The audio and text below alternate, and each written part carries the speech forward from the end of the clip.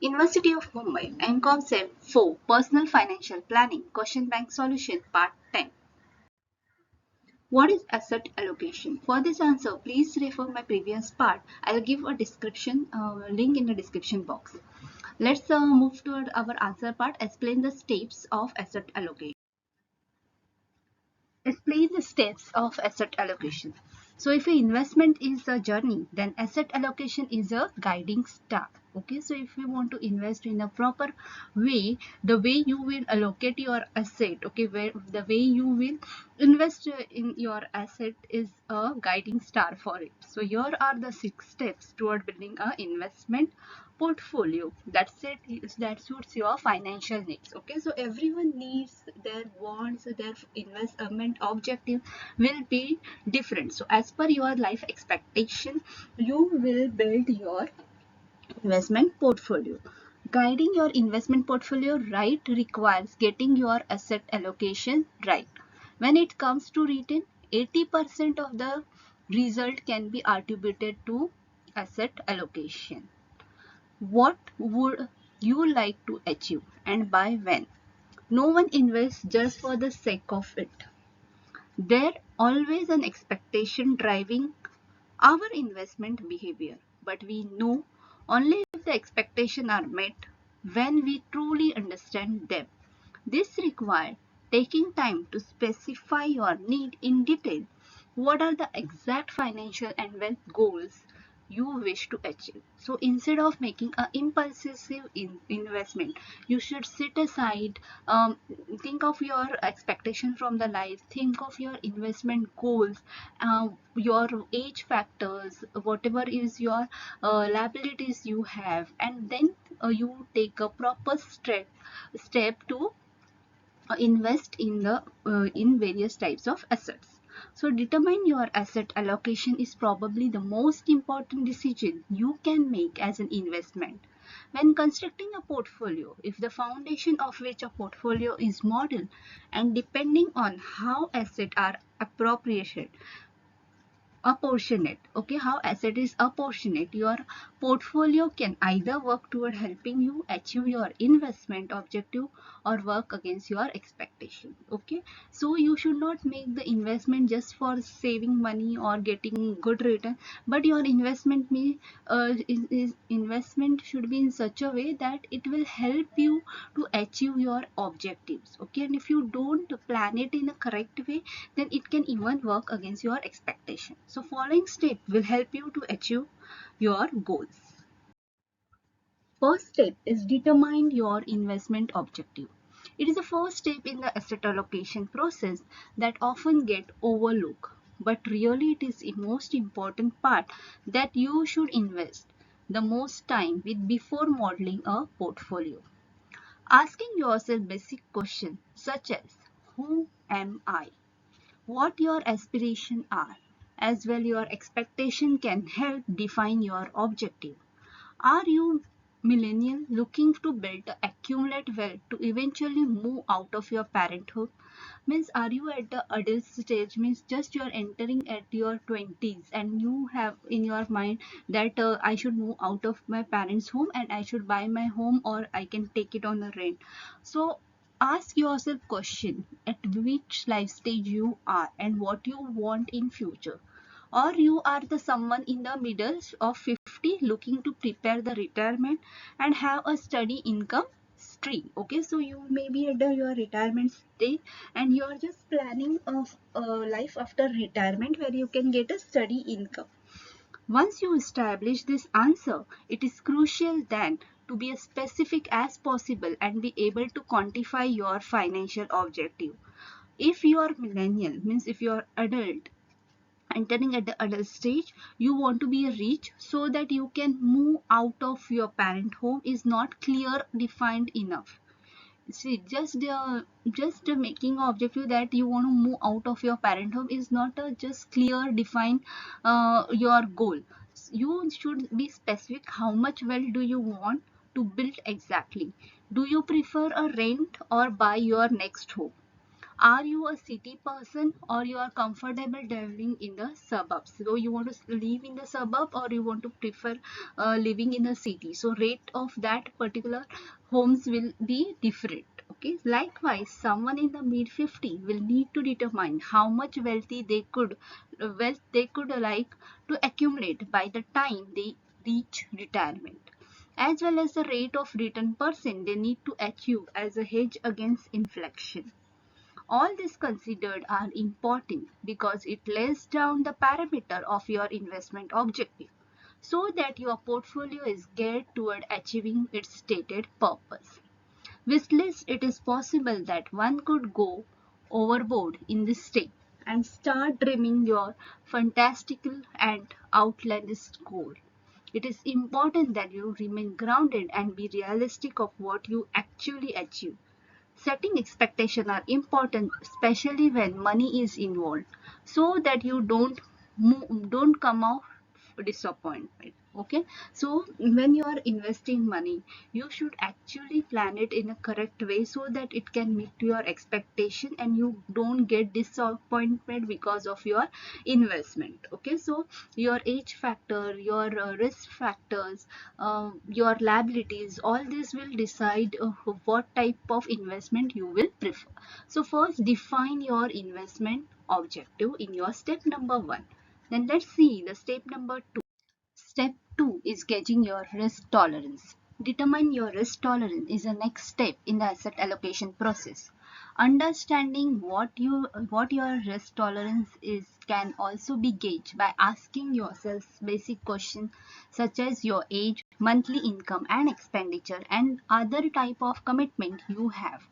Different psychological profile and imprint often determine what type of person you are and if you are a risk taker or risk averse. Okay, so second step is gauging towards your risk tolerance, means you have to find out how much risk you can take. Okay, so what type of personality you have? Are you the aggressive investor, okay, who is ready to take a risk, or you are afraid of taking risk, you want a stability in your income? So you will in this way you have to determine your risk factor. Also your age factor is a main in risk tolerance. If you are at the early age, okay, then you will take more risk because you have a number of years in your hand where you can go for a long term investment, as well as you wait for a compounding increase in your investment. Okay, so you have to find out whether what is your age, means if you are at early of your 20s or you are looking for your retirement. Okay, so this is how you will determine your risk factors. Now it is also your expenditure. Okay, so if you have a commitment towards taking care of your partner, your school going children, your aging parents, then also you need a stability and you cannot take much risk with your money. Okay, then it is critical here to separate what your risk tolerance and risk expectation are, as the two gauges measure different things. For example, an investor in the mid 20s may be more inclined to take on more risk because of his youthful exuberance and more daring nature. Okay, so he is a youthful and he want to grow. He is more aggressive. Okay, he want growth in his life. Okay, so he has that daring nature because he is at a very young age. Okay, therefore he has a high risk expectations. But if you consider the fact that if you are already married with a child along the way, as well as a parent and in-laws to take care of, his capacity to take on risk is actually limited. As such, the investor actually has a low risk tolerance and could not be able to stomach an aggressive portfolio. Okay, so he do not have that appetite of aggressive portfolio uh, that is highly titled toward a riskier asset class. Next, step number 3 is time horizon and liquidity assets. Okay, so next an investor could need to determine their investment time horizon and liquidity constraint. Think of these two factors as the levers shifting the gear of your portfolio that will ultimately determine your capacity to invest, as how is by how much. Okay, so time horizon and liquidity need, everyone is in the time horizon stage. Okay, so like in the previous example we have said about the youth and the one who is going to retire. So both of this, because of the time horizon, will be having a different investment objective, different expectation from the life, and different liabilities to be performed. Okay, or different commitments in the life. So the time horizon and liquid needs, so these two factors will determines your investment needs. Okay, so for example, investor in the mid 20s who does not need the principal sum and return back from the investment from the next 8 to 10 years would have a long term investment horizon and hence a higher capacity to invest. This could allow the investment to take on more risk and may be more exposed to a longer dated instrument or risk asset class that only show return at the later stage. Such asset class typically include small cap or growth stock that are highly risk and typically exhibit strong earning and growth only at a later cycle. Thus, investment with a shorter investment horizon would avoid such asset classes. Okay, so those who are at their middle age and have a lot of liabilities or commitments are there, that they will be like, they want a shorter investment time because they cannot keep lot of their investments or percentage of their investment in equity fund where they have to wait for a long time to get a good return. Okay, so and there is also risk factor attached to it, so they want a stable investment. So this is about the time horizon and a liquidity need. Similarly, as an investment, you could also assess your liquidity need and determine how much you are willing to set aside from where wealth as investment.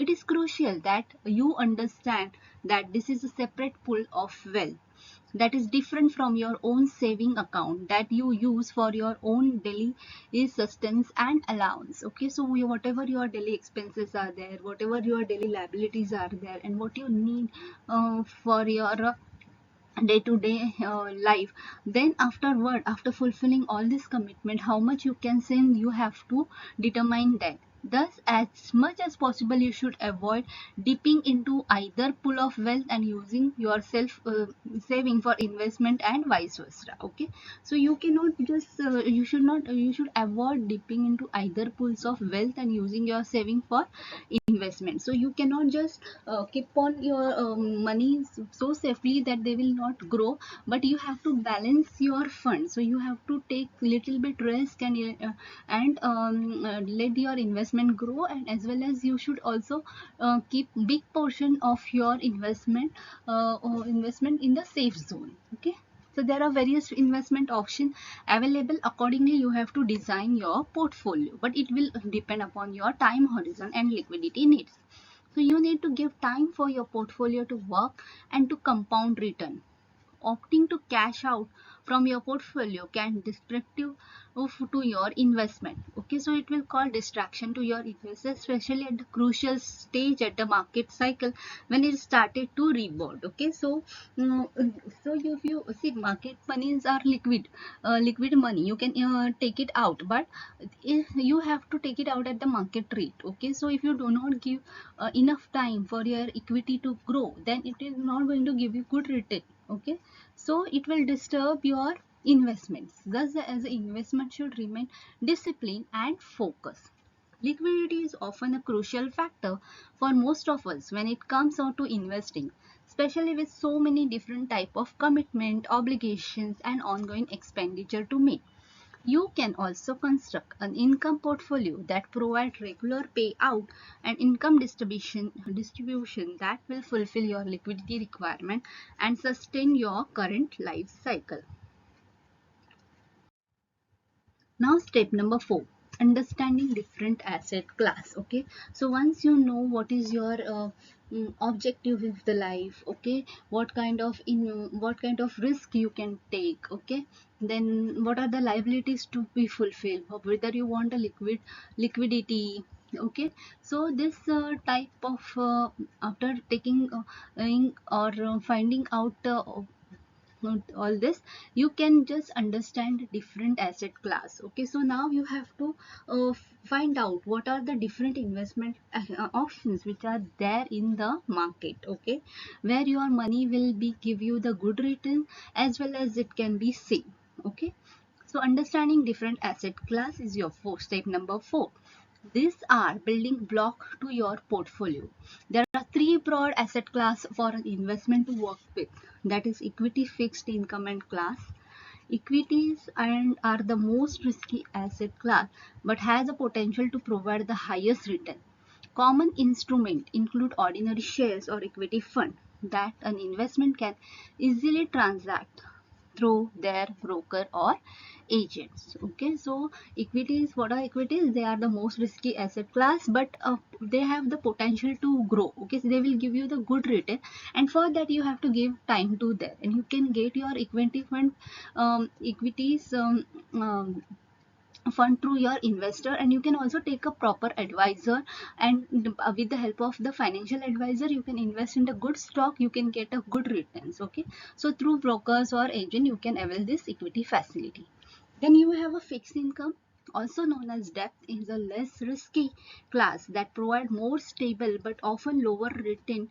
Investor may not be able to gain explore to this asset class by investing in bonds directly yet, but they can do so via bond funds. Okay, so fixed income is also known as a debt, is a less risky that provide more stable but low returns. Okay, so this is for your saving as well as low return funds where you can keep your money. So you can take it directly from the bank also.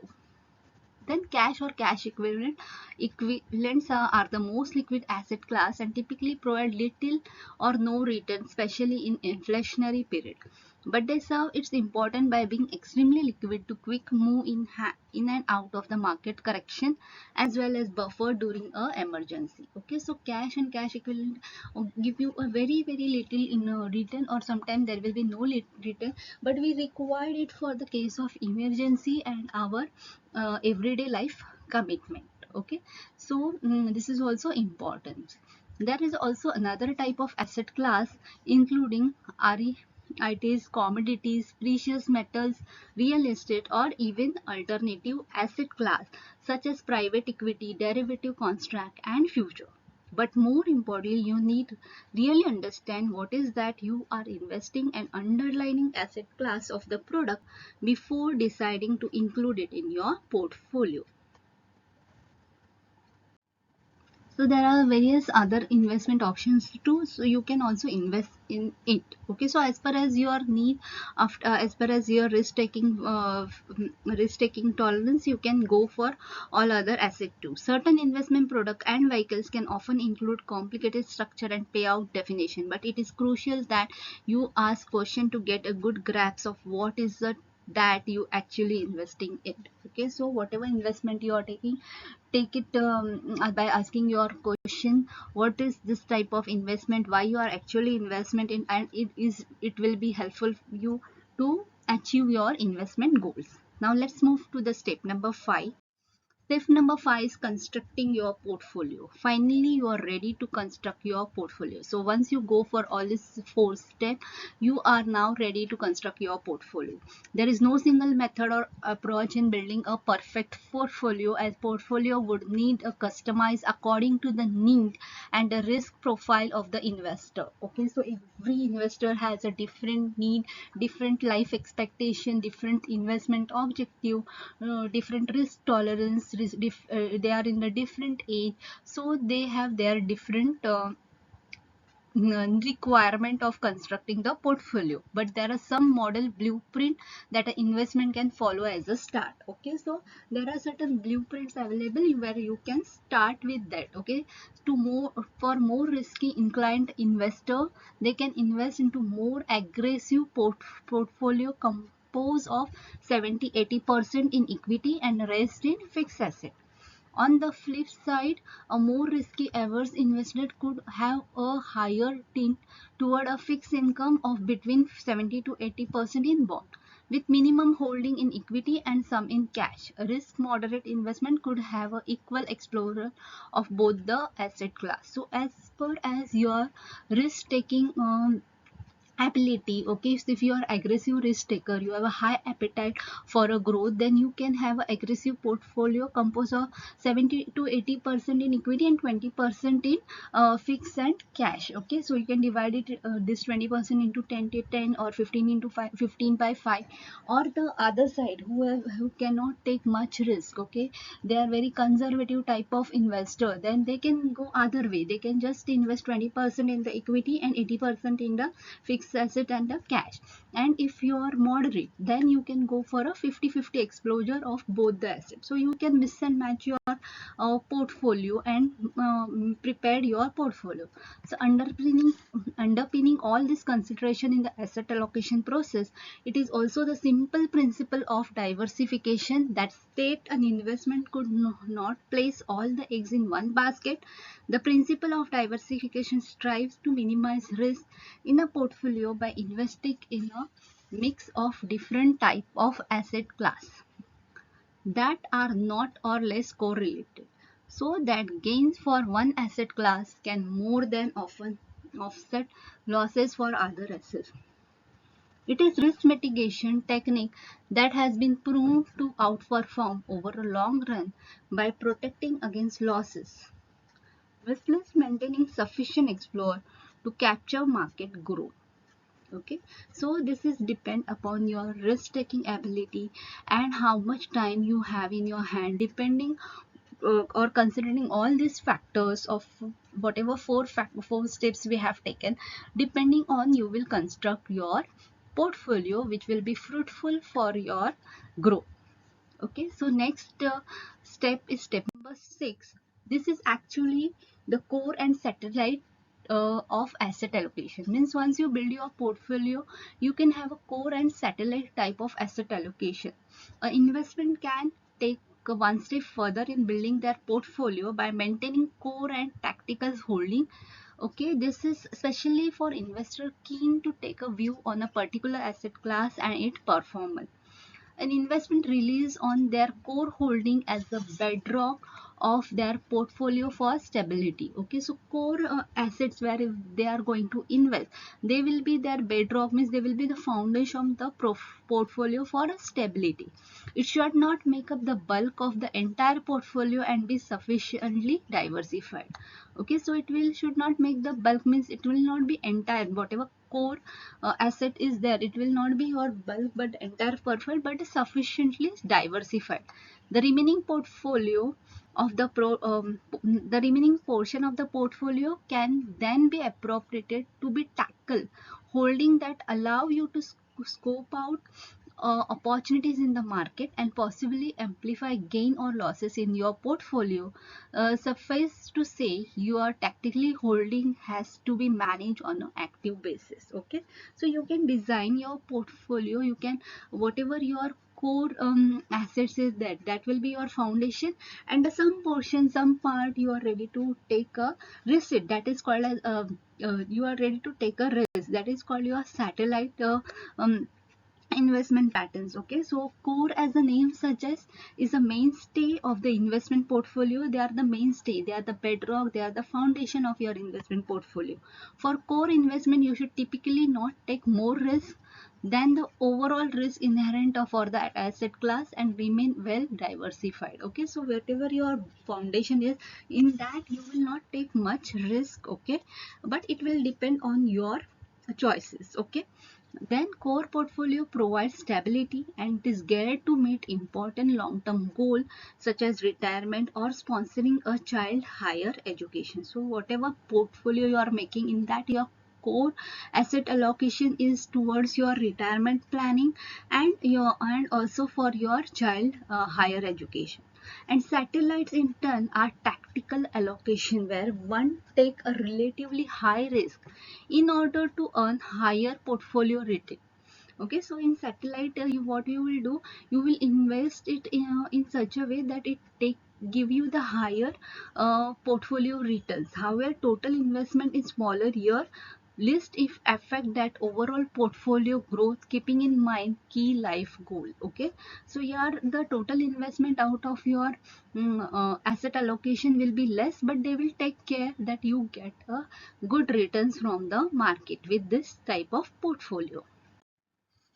One of our recommended core satellite mix is 80-20, where 80% of the portfolio comprises of the core portfolio while the rest is that of the satellite. This strategy works within the overall framework of your intent asset allocation. For example, equity investment in core and satellite portfolio should add up to intent equity explore in the overall portfolio, and so on. Model portfolio for 60-40 asset allocation with 80-20 core satellite mix. Okay, so this is your model portfolio of for 60-40 asset allocation with 80-20 core satellite. Okay, so 60-40 is equity and debt, so 60% is equity and 40% is in debt, and in the core is 80% and 20% is satellite mix. So you can see the example: large cap active fund, okay, middle active fund, ultra short term debt fund, EPF and bank deposit, international funds, stock, long term gift funds, okay, constant duration. So these are funds, stocks, actually these are the investment, and the asset class they have divided into equity, whatever is equity, debt, and core set and satellite they have distributed, and this is the percentage of your portfolio. So in your core they are invested 80%, and in satellite they have 5%, 5%, 10%, 20% are there in satellite. Okay, so 80-20% example is given here. So this is the way or this is a blueprint how actually you can invest. So why construct a core satellite portfolio? This strategy allows you access to the best of the both worlds without compromising on your goal. Core portfolio is seldom churn. While money can flow from satellite toward the core, it is never the other way around. It ensures your goals are secured at all cost, even if some risky investment do not perform as expected. Okay, so here the portfolio seldom churns means they can rarely give you the high returns, and the satellites can give you the good returns, so they can shift toward or take care of this core investment of yours. Okay, so higher growth from the satellite portfolio in turns help you to reach your goal faster or enhance your lifestyle.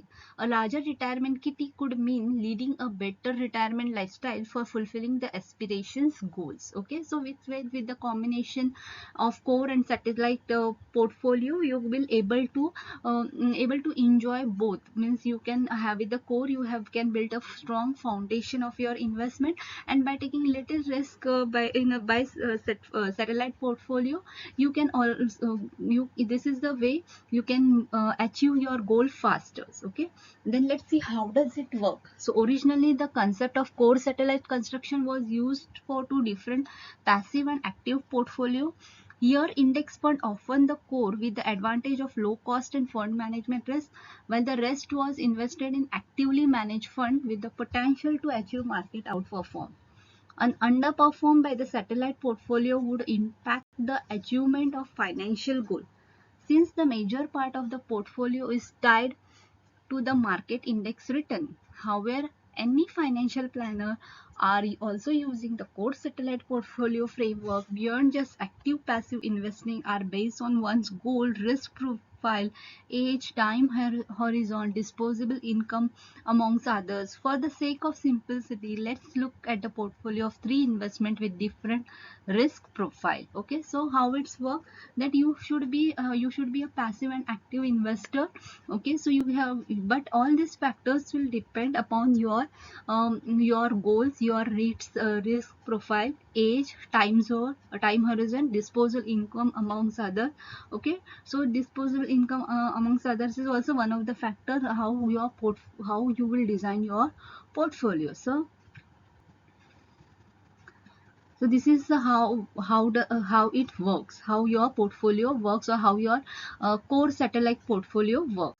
Okay, so these were the 6 steps. Okay, design your asset allocation. So we can conclude that step-by-step guide on how investors can achieve an optimum asset allocation. Asset allocations can improve portfolio risk reward.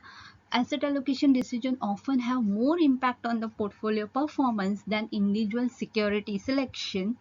Combining uncorrelated asset can not only reduce volatile but improve return over time. Okay, so the step-by-step process will able to guide you how to design your portfolio, and a mix of a core and satellite asset allocation will help you to give you the benefit of both. Okay, so where you can fulfill all your investment objective. Okay, since this was the answer for your step of asset allocation.